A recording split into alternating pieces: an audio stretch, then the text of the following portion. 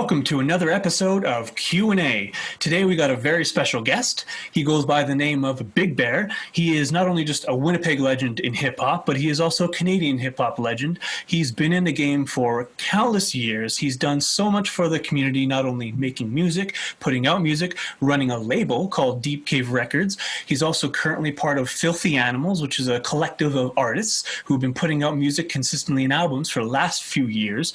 He's also thrown many live shows to help local artists and mainstream artists, even all the way in between, everything in between, to do live shows through venues, gone on tours. He does music videos. He does some production. He does a little bit of everything as you would expect from a veteran.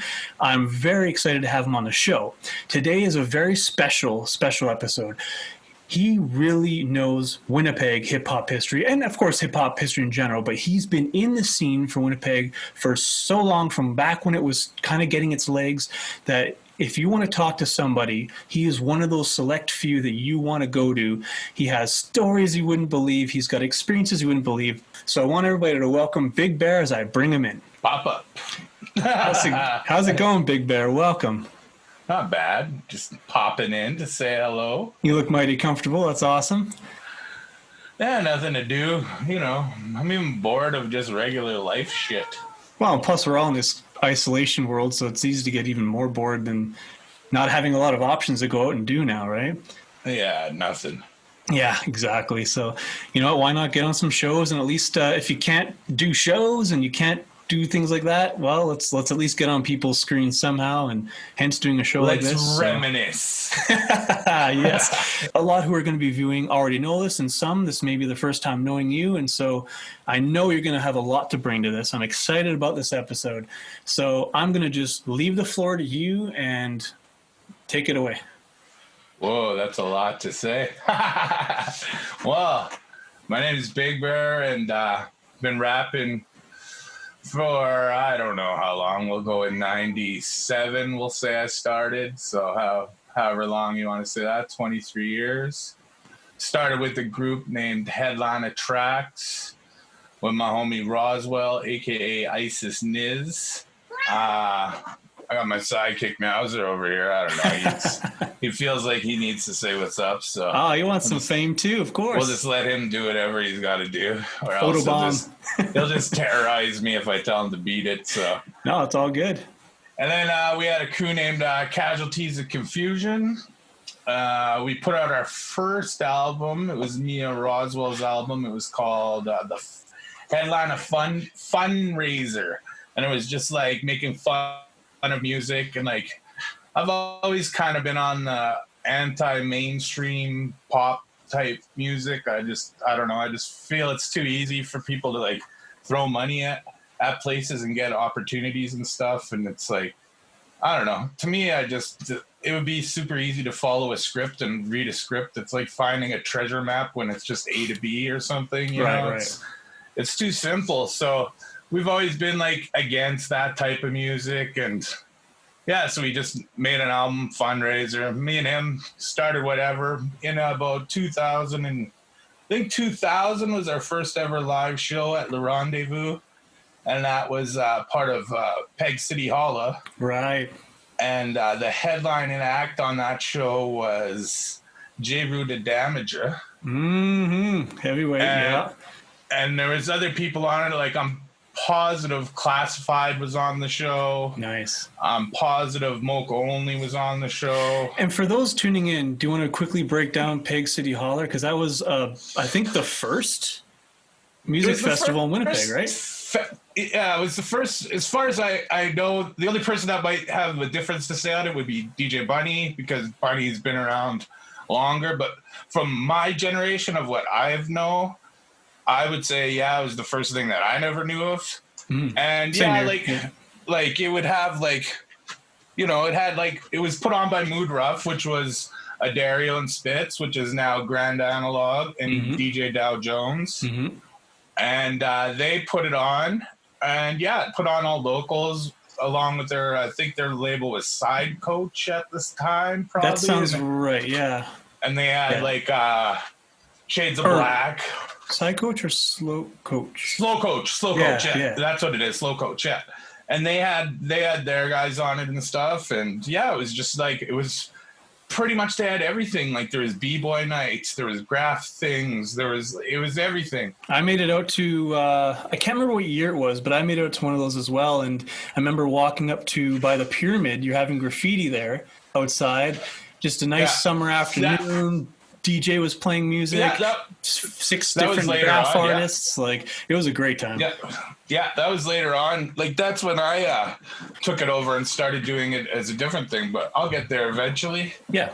So like then I think maybe 2001. I can't remember who that might have been the headliner for that. It might have been like, I don't know if I'm mixing this up, but I know definitely they had dope headliners a few times. One year it was like Royce the 5'9". Nice. One year it was Buckshot and it was Buck Down. Yeah, they were always super cool things. One Master T came here from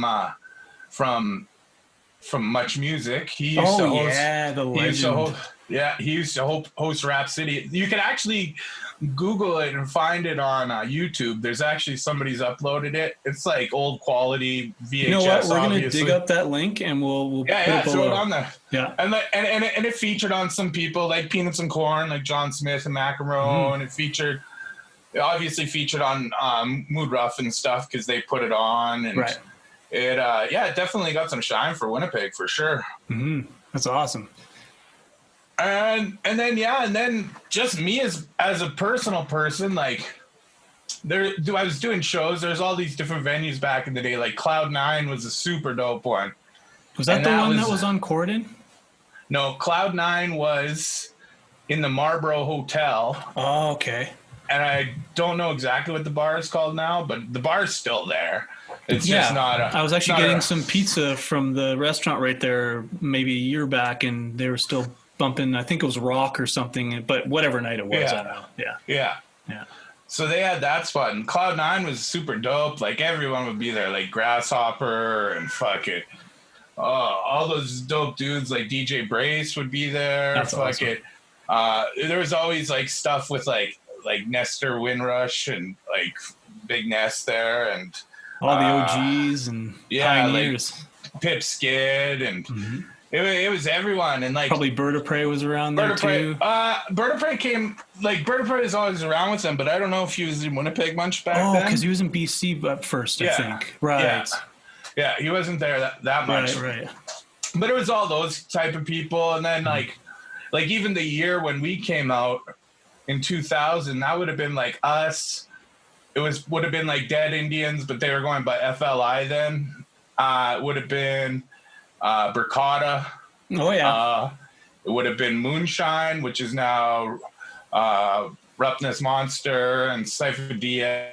They were Moonshine back then. Right. Yeah, I remember all that. There would have been holy shit. There's tons of people, but like that class of like 2000 or whatever is like all the dudes that are like still doing stuff, well, except I haven't heard Burkata shit. Yeah, it was like the 90s was like, and correct me if I'm wrong, but from what I've seen back was 90s was really the building part of Winnipeg, and then towards in the 90s there was like the foundation was kind of really coming together, and then being on the radio and doing the shows, and these artists started to really get developed and out there. It kind of like people started like kind of working together and stuff, and it was going pretty dope. Mm-hmm. And then but then like, you know, I'm a young cat just like all these young cats are nowadays, and we wouldn't always get on shows, and we'd be the ones complaining, oh shit, we ain't on shows. And like you feel like you get hate, and you're like, well, I draw 50 people no matter what, because you got 50 of your friends. You're 20 years old. 50 kids ain't hard to gather together. If you can't do that when you're 20 right now, you're pretty whack. Just say we didn't have no Instagram followers or Facebook friends or shit. It was just like, let's go party, and we're gonna be at the show. So I don't even think we had text messaging then. It was like straight cell phone call shit. Fuck. Where are you going tonight? You're right. Where are you going tonight? Oh, texting wasn't even until like the early 2000s. Yeah, texting was kind of like, it didn't really exist. And only people with business people, I think, and it was pagers, I think, really. Yeah. And like even then, like, everyone planned what they were doing like a week before. It was like, oh, next Friday, go here, and everyone just knew to go there. No changes, no fucking nothing. Yeah. And it was all handout flyers, and you know what I mean. And so that was what was dope. But yeah, it was like the same type of shit. Like we would get our sets cut short, or our CD wouldn't work, or you know what I mean. Shit was just getting played out. So then that's when I decided to start doing my own shows. And that's when I started bringing acts here. Like the first person I ever brought was AWOL1 from Shapeshifters. That's cool. Because that, like, I don't know, that's one of my favorite rappers in the world, and I just think he's dope as fuck. So I was like, I'm gonna try this out, see what happens. And it was because I hit him up on MySpace. I have legit no clue. I have no clue of how to book artists. I don't know what to do. I'm just like, oh, it looks easy. I think I might have watched that nonfiction DVD on the green disc, and I was just watching them, how cool they looked and shit. And I was like, man, I want to party with these guys one day. And give it a shot. What do you got to lose, right? Like, so I hit up AWOL, bang, sends me a phone number. Phone this number. I'm like, okay, I'll call this number. Phone it. If anyone watching this knows who AWOL1 is, you know the motherfucker's voice is distinct as fuck. And I phone this number, and I get, what's up, brother? Just how he talks, and I'm like, oh my god, it's him, fanboy the shit. Like my panties are drenched. I'm like, oh my god. Probably not like that, but you know what I mean. Yeah, I know exactly what you mean. Yeah. And so I try to play my cool. I'm like, yo, bro. Meanwhile, you're just like smiling ear to ear, and dude, you have no idea. So I'm thinking like, okay, whatever. Yo, you down for a show? He's like, yeah, let's see what happens. So, like I said, I pick him up, end up that he needs a DJ. So he asked me to fly DJ Moves here. That's when I met the legendary DJ Moves from Hip Hop Groove. And then he did Steal My Sunshine with Len, but he doesn't like talking about that one. But yeah, so met them, met him on the airplane. First thing I tell him, I'm like, dude, super big fan of yours. I don't want to make this awkward and be a fanboy. Let's just hang out. I think we actually went to a show that night, and it was called Battle of the Burls was later on. It was Battle of something, and it was put on by it was Nario's crew. And they had a belt and everything that nice. That was ahead of its time. That Urban Bakery had made. I'm pretty sure Ismala is still the undefeated champion of that belt. I could be wrong. It could be him or John Smith. One of the two. You know what? If any of them are watching this, or anybody who knows them and they have that belt, we need. I think Urban Bakery still has it. The owner of Urban Bakery definitely has it. I just can't remember what it's called. That's got to be put in a frame in like public display or something, man. Yeah, it's Battle of something. It was put on by it was Nario's old crew. I can't remember what they were called either, but I definitely know it was Nario that was part of it. If anybody knows that's watching, comment below. Let us know. You know, yeah, like I might even have the DVD. I could dig up. Nice. If you do, and you can if you know how to rip like a clip or something, do it. Oh yeah, for sure. Yeah, so me and AWOL, we went and checked that shit out that night. Everything's cool. Do the show. This guy just spoiled me with like being humble, being just a cool dude. Yeah, and without naming names, I know another very big group that you threw a show for. We won't name names, but you know, there was a collective of two great groups, and there was someone who was definitely they lived up to their reputation as individual, and I think you might know who I'm talking about without saying a name. But yeah, I think I do. And what's really weird is can I give you a hint to not say the name? But it had something to do with wanting a big Jameson bottle in the middle of the show. That's exactly. Even saying that, I'm still friends with one of the homies that's about. So if he was to half watch this, he'd be like, "Oh yeah, I remember." Oh yeah, I was there. I remember. Then I brought nonfiction here. I think I brought nonfiction here in 2004. It's when they just dropped, right after they dropped the Green album. they've only been to Canada like once or twice. I'm like, I'm the man. So I get them for a relatively good price. I think maybe $3,000 American. The only thing shitty is our dollar at that time is about 60 cents. So I'm looking at close to about 4,500 just for their $3,000. Wow. Then what sucked is, unlike AWOL and being all cool, these motherfuckers wouldn't commit to the show till about 2 weeks before the show happens. They finally commit to it. So I hadn't bought some plane tickets. At like full price, too. At full price, because it's 2 weeks. I've already been promoting the show. This is like I said, I was a rookie at this shit. I just didn't want to fuck up my name for putting on shows. Like, I signed the contract 3 months before this, but these motherfuckers just wouldn't commit. And you've probably been promoting it before 2 weeks too. Yeah, you're thinking, well, like. And now all of a sudden you're telling me you still like, and every day was a wake up. Like, I'm sure you guys have put on a few shows now, and you know the fucking struggle of this shit. Oh yeah, and finally, it's like, okay, it's the four of them. And then they need somebody to sell their merch and somebody to do this. So it's all of a sudden now it's 6 tickets. So I'm like, okay, fine, whatever. The only thing that was cool that was supposed to happen is one of the tickets was supposed to be Uncle Howie, but Uncle Howie didn't get his passport, which obviously the border's a whole other topic, right? Yeah. Then me being stupid, I'm like, I'm going to rent a whole thing because they all want their own hotel room. So that's 6 hotel rooms. So I'm like, fuck it. I'm just going to buy a whole floor. I'm like, we're going to party with nonfiction. None of this happens. But they still were kind of cool. Like Ill Bill said it. He definitely took some E here. Him and Gore-Tex parachuted. And it was super funny because like a few shows after, he always says it in his set where he's like, first time I came here, I got fucked up.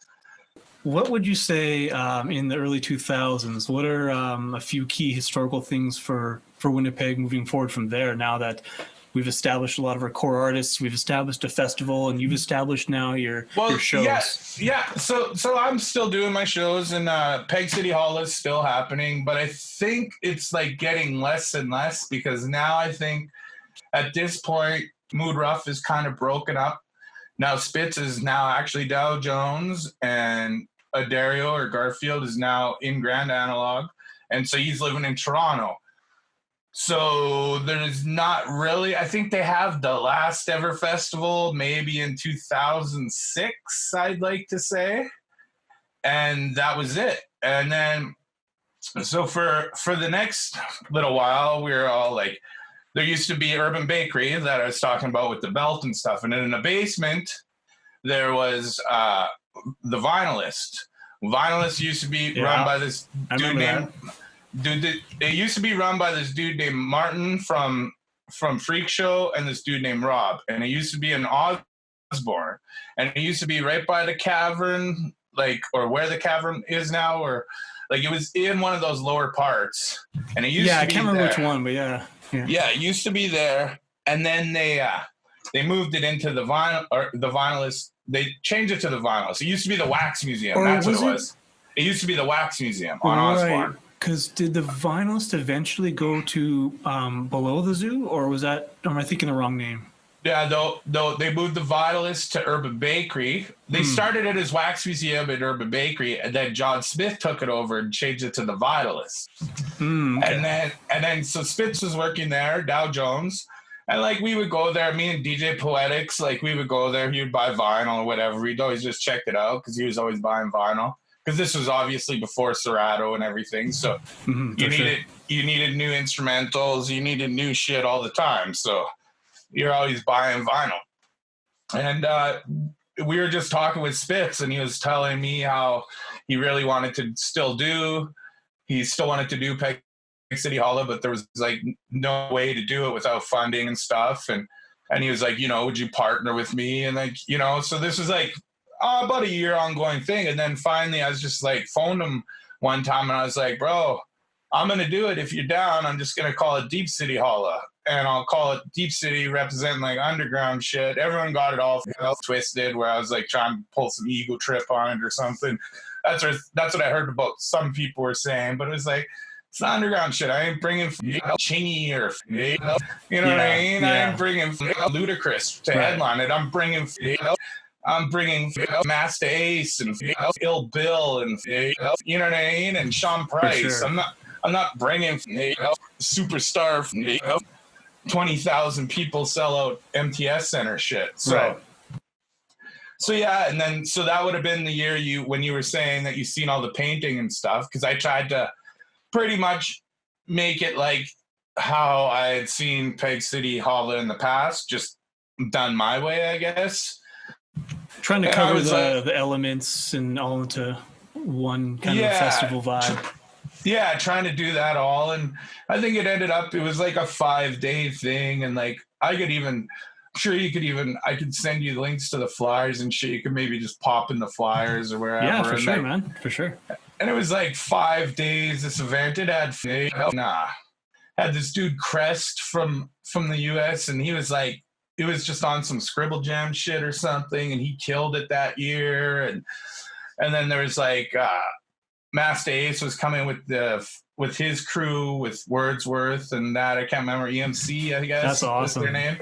So that was the headliner. And then I had like, I guess maybe there was some people in Saskatoon that were recording with Factor. So I got some of those people to come over too. So it turned it into like a 5-day night. I think it might have been too much hip hop because there was so much shit. But depending on what you're doing exactly, it is tough to handle. Plus it can get expensive, but yeah, it was 5 days, and I was just burnt out after it. I was like, oh, whatever. But I'll honestly, do it again next year. Doing a 3-day festival, you're dead. I can't imagine 5. So yeah, and it's like Groundhog Day. Like you wake up, you do the same thing every day, and you have no opportunity to do anything else. No, you don't get. Yeah, you miss like half of what you wanted to watch because you're running around putting out fires, basically. Yeah, and like you guys do it on the multi-venues. Doing multi-venues would drive me insane, man. Especially that first, like the second year, which was the first year we did that. Yeah. Like it was 18-hour days of literally radios and running from spot to spot, like literally. Yeah. It was exhausting to say the least. Like 2-3 hours of sleep, and then you're there again, and like you're saying, Groundhog Day. And but after that year, you kind of figured it out, but the hard way. Yeah. Well, and then you got to think, like, you guys are putting on 50 plus people. Oh, like, it was you're 92 looking at the second year, and then the 92. Next year was 80 something. So you're looking at least on an average about 70 egos in there. Like, I'm not trying to be an asshole to people, but you're looking at egos there. There was things going on for sure. So just to keep things on the moving forward, the historical stuff too. So when Deep City Holler was done and didn't happen again, what was happening that you would say were bigger things within Winnipeg hip hop? Well, I had to just quit it because like I didn't have financially. I just was older, turned 30. I was like, man, I can't be blowing money like a idiot, putting on shows and hoping people come, and you know what I mean. Like it's just. I know exactly what you mean. Yeah. You gotta stop caring about everything else and kind of care about yourself, as selfish as it is, but. You can't just fucking. No, I mean you got to have your basics covered and your livelihood covered. Exactly. Only you are gonna do that for yourself. So. Exactly, and I just figured throwing away money was shitty. So, like to me, like there's cool shit that still goes on. Like I like the Northern Touch shit. I do definitely like it. There's some flaws to it, but there's some flaws to everything. You know what I mean? Like, absolutely. And as you know, there's so much going on that like it's. If we ever get close to flawless, and never will be, it takes time. Man, I guarantee there's still flaws for the shit in the States, the makeup, whatever that shit was they put on the Vans Warped Tour, the original shit, like the. I can't think of it right now, but yeah. There's always going to be something, and you can't please everybody, but. The one it's thing impossible. and one thing that we stress, and the episode that's before this one, is basically we're just trying to be open, and we always invite people to make suggestions, this and that, because we're only trying to run it for the artists, for the people. And if people don't tell us what they want, how can we give them what they want, right? And what they want changes. Yeah. Right. And it's different for everybody too. So yeah, and that's a good way of at least keeping it open. If you're gonna close yourself off, it's gonna show. You know? So yeah, and like, to be honest, there's nothing like festival wise other than what you guys are doing. Like, I always want to redo Deep City Holler. Like every year, I'm like, I'm gonna redo it this year. I'm gonna redo it. I just, obviously it's not going to happen this year because of COVID-19. Like, so it ain't happening this year. Who knows? Maybe next year. I'll save all my CRB checks and put it together. Maybe a couple other people can chip in their checks. We'll have a killer show. There you go. Hey, if everybody watching there's an idea you just put out. There's a pitch. Save your Serb checks. Let's do Deep City Holla again. Or name it like Serb Fest or something, or Curb, however you pronounce the CERB. Yeah. No, I definitely would like to do that festival again for sure. I would, and I wouldn't run it anywhere near. What about Deep City Serb? Yeah. I wouldn't run it anytime near your guys' shit or nothing. It would be totally different. It'd be like, I appreciate it, because when we can help each other's instead of there's no point in fighting over the same piece of a cookie that really that's all there is in this city. There ain't no. What was your activity after Peg City Holler? Like, was it concentrating more on music videos? Was it doing your own shows? Or it was like it was kind of like to get Filthy Animals more off the ground and stuff. And like, we got stuff in a magazine in the States, which was huge. In LA, like that was huge. We got like when we started getting like shit on like CanadaHipHop.com, like, you know what I mean? You start to feel like you're way more famous than you are. You know what I mean? Like, well, I mean, it's cool, and it tends to look like. What I've noticed too is when I've met like some of these bigger artists that we meet and we find out they're humble and stuff. A lot of times you realize how easily something, whether it's a magazine article, whether it's a website feature, whether it's an award, I think people generally fill in more gaps in their mind to make it seem bigger than it really is, and that's cool. It's a great angle for us artists to utilize. But then when we're an artist and we start to learn the background and see the others, we go, oh.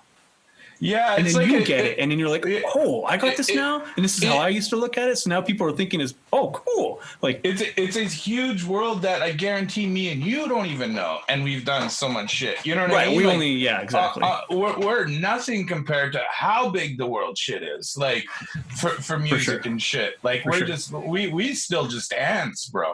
But we big ants, like, do you know what I mean? Like we're like there's the colony, which is everyday people, but then we're ones that went on the limb and are doing things that even they look at like, whoa, I could never do that. And it's like, well, you probably could, but hey, you got to put in the work. You got to do this. You got to do that. You got to do this. Pretty much doing that. And I was doing a lot of like helping behind the scenes of doing shows and stuff, and like trying to like keep my name off stuff because like I don't know, I had the hatred from the streets, as everybody knew. And yeah, to me, those people shot themselves in the feet though, because like I could have got like I did actually one time bring them Beatnuts and the Alcoholics there, and you know what I mean. I could have brought them any artist ever that came here when that place was on, but fuck them. And no, they're gone now. It's history. That's some good see you later history to me. Yeah, that was like fair enough. Like. I don't know. I'm not gonna be a fucking old man hater. No. I don't want to be an old man hater. So I guess to sort of go towards the end of this, where do you see the future of Winnipeg Hip Hop? I think it has to get more to the like everyone's got to support each other type shit, man. That's the only way. That's how all the big cities do it. Like, you know what I mean? Like, I think what really needs to be done is the really good people definitely need to be showcased. You kind of have to like not be an asshole, but you can't give the shitty rappers the same exposure as the good rappers, because like then it just kind of like it dilates. Dilutes. Dilutes. It dilutes what's Plus, good. I mean, that's just you have to go through that, trying to get to that level so you can learn everything along the way to then be able to handle the next further step. Yeah, you know, you need rejection, and you need like, because like, honest to God, Deep Cave was built on rejection. We were not getting shows. We were getting cut off. That's what I built Deep Cave on, was rejection. Well, so, you probably heard the term fail forward. Yeah. Right? You can't learn unless you fail. Exactly. No, and whether you deserve the fail or not, you got to learn from it and then move forward. It is hard, and one thing that's really good is if you can find people that are like-minded like you, and able to bring together what your creations are in your head. Like, one person that I've straight up tons of respect for is Dag, because I feel like Dag is like a younger me. Like, and I've told it to him. Like, he promotes as much as he can of Winnipeg rap shit on his little Facebook page that doesn't even have much followers. I don't understand why people don't be like, hey, follow this page, because he promotes everything. He shoots almost everybody's videos. Like, and makes his own music on top of that, and records his own music. Plus, he makes beats. Like, and he travels for shows. And when he used to, I don't know, he's moved here finally. He's in Winnipeg now, but he used to drive like 8 hours to do shows. Man. When he shot our 2 videos for Filthy Animals, the Don't Need Her one and the Filthy Gang, he legit just said, "I'm coming to Winnipeg." He's like, "If you got any videos that you want to shoot, I'm coming with 2 cameras." He's like, "If you're down, you're down." And then, like, I just threw together the shit at Teasers. I threw together that white room that we found, like, and it was just like pure on the spot. Hopefully this works out. He shoots it. He's like, "I'm driving home tonight," or whatever. He's like, "I'll hit you up in a few days." The guy's so dedicated. He's hitting me up, I don't know, a few hours after he's home, because he hasn't slept yet, because he's too horny to edit the footage.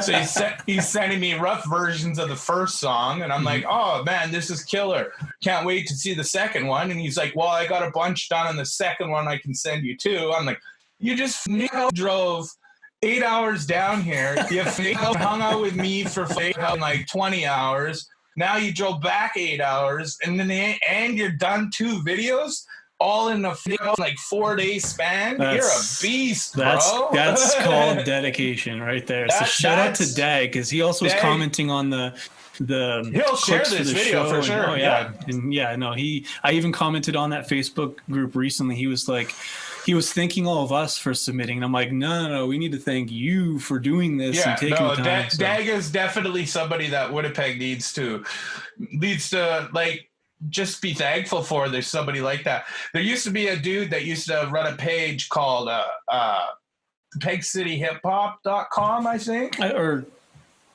It might have been, another one you're talking about. Yeah. It might have been PegCityHipHop.com, and it was a message board, and it was like, it was pretty dope, man. He put up everybody's shows and shit. And as far as I know, he just had enough of it with people's attitudes and not getting promoted, some people, and, just catching the wind. It becomes more stressful than it's worth, right? Well, you probably can relate with your festival, and so can myself as well. And it's like, we don't, when you're building something, it's like you're doing it blood, sweat, and tears. Oh, dude, you're not really making anything from it. And then yet people are like, oh, and you're like, dude, like, I'm just doing this to, like, for the love or whatever, like, it's not like nothing instantly comes with a check ever. Yeah. Well, like, the only thing I've ever been jealous of is just the grants that you guys have got, but that's whatever. You guys just know how to do that shit better grants than I do. For the festival? For the festival and stuff, yeah.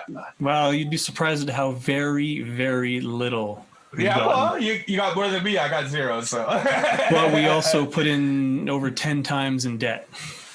Yeah, I know. No, trust me, I know. But I just, like, I applied. I have a few things I applied for back in the day, and it was all a hard no on everything. And then it was just like, I'm not even, the only help on big things. And What I've seen is, and I've been like, I was, you know, I don't know if you know, but like Factor will be like, hey, we need people who can judge and this and do whatever. Yeah. And I've known, like, I don't know the artists, but I know who these artists are. And there's been a couple who like afterwards, so I went through their thing and it was legit. Like they do their bio, they do the write up of what they want to do with the money, they submit their whatever the song, and it was like amazing stuff. And I'm like, legit, okay, I'm giving you like a 90, I'm giving you 95, and honest. And then there was a couple that over time, you just hear through the grapevine or whatever, they never got that grant. You're like, what? So like, I think there's just so many applying and so little of the individual grants that you have to just keep going, you know? So anyways, we'll get towards the end here. And cool. Thank you again for everything. I mean, you're a historian when it comes to this Winnipeg hip hop and just hip hop in general.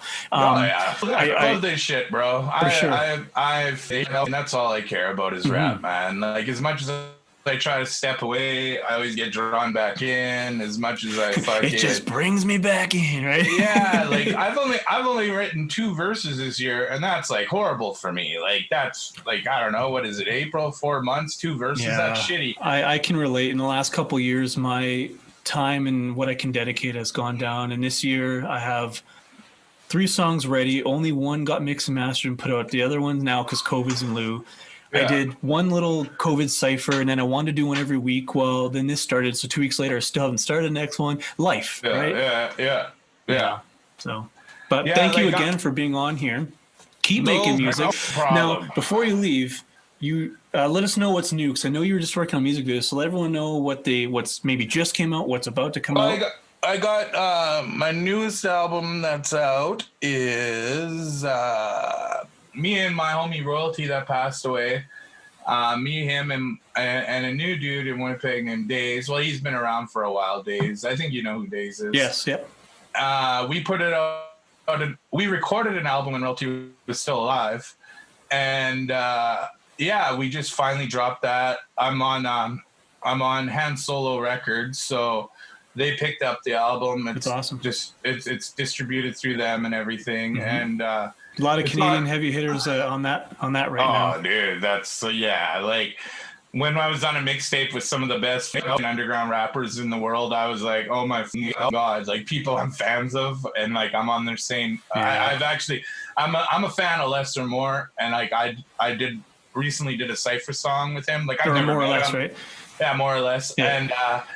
And I did a song with him, and I'm just like, holy fuck, man! As if he's on this song. That's pretty dope. Yeah, and there's Word Burglar there, and man. I don't know why my brain's not working right now. But anyone who's like us who loves hip hop, Bear's on there. Check out their website, their roster. Like you'll be like, whoa. Yeah. And Filthy Animals is always doing something new. We have a new album that's about 10 songs down right now. And when's that? You're telling me you're filming a music video recently. Is that dropped or when? Or I thought you dropped something. Yeah, me and Dag shot that in quarantine a couple days ago. It's called Convid. I don't know. It's on some conspiracy shit. Yes, that's it now. Yeah, I was listening to it. Yeah. It's on some conspiracy shit, and there's a lot of that going around, especially with COVID, right? So yeah, like who knows what's real and who knows what's fake nowadays. So that's cool. I just kind of did a video, kind of like explaining my point of view, how I see it. I don't know. People might like it. People might think it's stupid, but whatever. No, that's art. Yeah, anything you put out, you can't please everybody, and exactly. Who cares? As long as you enjoy it and you put it out and you loved it, and if more people do, awesome. Mm-hmm. That's another big mentality people need to have. I mean, you got to handle your business, but like you got to remember too, it is still art. Please check out all of his latest projects. We're gonna link that classic video below. We'll have his ad on screen so you can find him on social media. Thanks again, Bear, for being on the show. Much appreciated brother. It. I like what you're doing, bro. Keep doing it, man. Thank you. Will do. Peace. Peace.